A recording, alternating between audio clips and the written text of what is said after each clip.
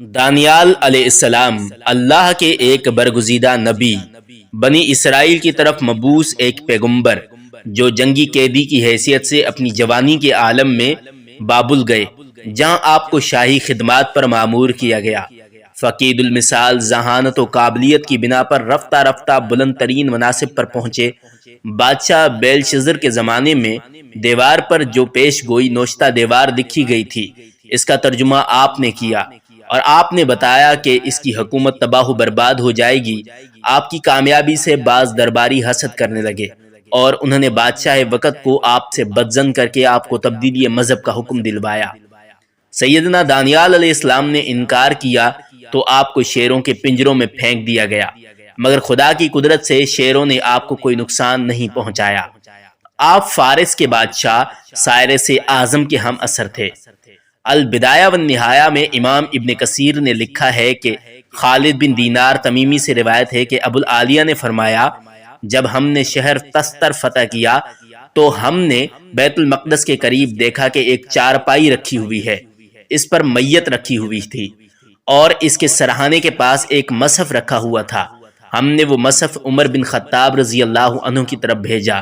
آپ رضی اللہ عنہ نے اس کے لیے کعب بن زید کو بلوایا تو انہوں نے اس کو عبرانی زبان سے عربی زبان میں ٹرانسلیٹ کیا۔ پس عرب میں سے میں نے سب سے پہلے اسے پڑھا، میں نے اس کو قرآن کی طرح پڑھا۔ راوی خالد بن دینار تمیمی کہتے ہیں کہ میں نے ابو العالیہ سے پوچھا کہ اس میں کیا تھا، تو انہوں نے کہا کہ اس میں تمہارے تمام معاملات، حالات، تمہارے کلام یعنی قرآن مجید کے لہجے اور آئندہ پیش آنے والے حالات و واقعات تھے۔ خالد بن دینار تمیمی نے پوچھا، آپ نے اس آدمی کے ساتھ کیا کیا؟ ابو العالیہ نے جواب دیا، ہم نے دن کے وقت 13 قبریں الگ الگ کھودیں، جب رات ہوئی تو اس کو ہم نے دفن کر دیا اور ان قبروں کو برابر کر دیا تاکہ ہم اس کی قبر کو پوشیدہ رکھ سکیں اور لوگ قبر کھودنے کی کوشش نہ کریں۔ خالد بن دینار تمیمی نے پوچھا، وہ ان سے کیا امید رکھتے تھے؟ ابو العالیہ نے کہا، اگر آسمان ان سے بارش روک لیتا تو اس کی چارپائی سامنے لاتے تو ان پر بارش برسا دی جاتی۔ خالد بن دینار تمیمی نے پوچھا، تمہارا اس آدمی کے متعلق کیا خیال ہے؟ ابو العالیہ نے کہا، ان کو دانیال کہا جاتا ہے۔ خالد بن دینار تمیمی نے پوچھا، وہ کب کے فوت ہوئے تھے؟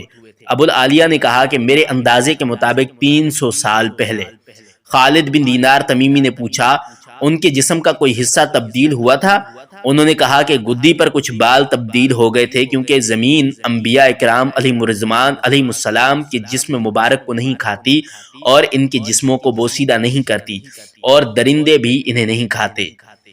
امام ابن ابی دنیا نے اپنی سند سے بیان کیا ہے کہ ابو موسیٰ اشعری نے تابوت کے ساتھ مصحف اور ایک مٹکا بھی پایا جس میں چربی، دراہم اور ایک انگوٹھی تھی۔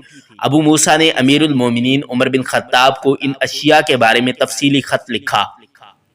امیر المومنین نے جواب میں تحریر فرمایا کہ مصحف اور کچھ چربی ہماری طرف بھیج دو، اور اپنے علاقے کے لوگوں کو حکم دو کہ وہ اس چربی کے ساتھ صحت یابی طلب کریں، اور دراہم جو تعداد میں 10,000 تھے لوگوں میں تقسیم کر دو، اور انگوٹھی ہم نے آپ کو نقل کی صورت میں دے دی ہے، وہ اپنے پاس رکھ لو۔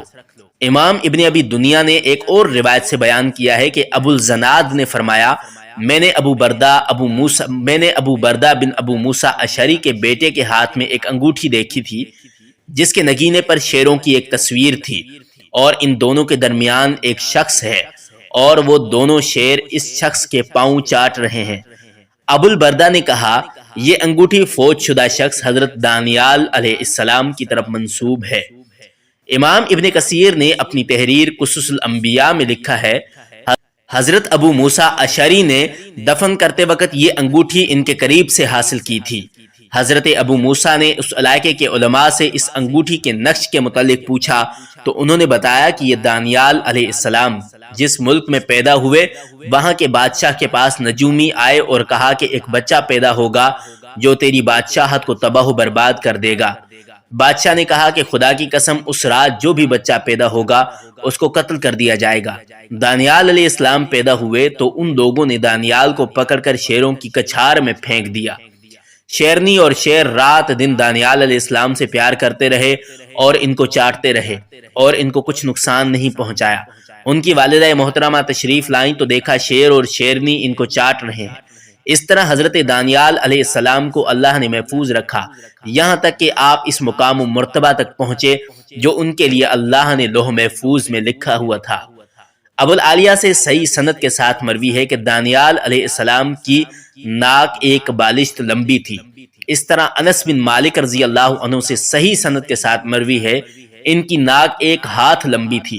اس لحاظ سے احتمال ہے کہ دانیال علیہ السلام اس دور سے پہلے کسی دور کے انبیاء اکرام میں سے ایک نبی تھے۔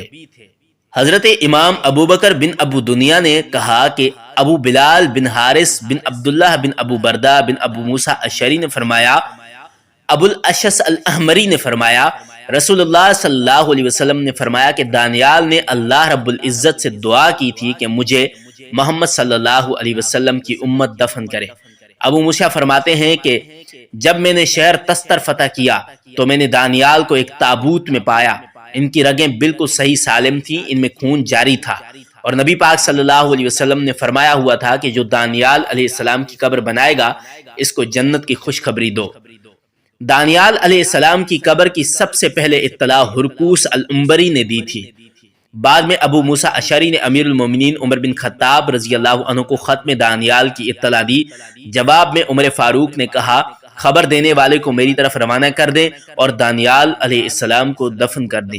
اللہ رب العزت کی حضرت دانیال علیہ السلام اور تمام انبیاء اکرام پر کروڑوں کروڑ رحمتیں نازل ہوں۔